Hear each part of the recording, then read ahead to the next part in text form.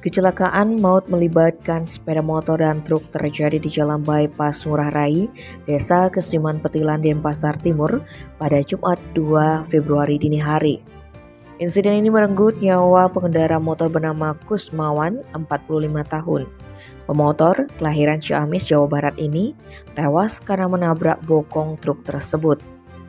Kasihumas Polresta Denpasar AKP Ketut Sukadi menerangkan, Kusmawan berkendara tanpa dilengkapi surat-surat dan alat keselamatan yakni SIM, STNK, dan helm. Adapun kecelakaan maut ini bermula ketika Kusmawan menunggangi Honda Supra dari arah utara menuju ke selatan di Jalan Bypass Ngurah Rai sekitar pukul 1 WITA. Dari arah yang sama, tepat di depannya melintas sebuah truk Hino yang dikendarai Ketut Budiana, 39 tahun.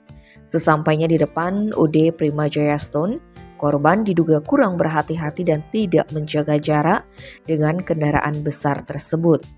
Alhasil, pemotor yang beralamat di Desa Sidanggale, Sumedang, Jawa Barat yang tidak memakai helm itu menghantam bokong truk. Benturan keras ini mengakibatkan korban menderita cedera kepala berat dan sepeda motornya ringsek.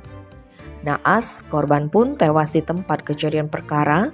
Sementara itu, pengendara truk tidak mengalami luka dan hanya menderita kerugian material. Warga yang mengetahui kecelakaan tersebut lantas menghubungi kepolisian serta BPBD Kota Denpasar.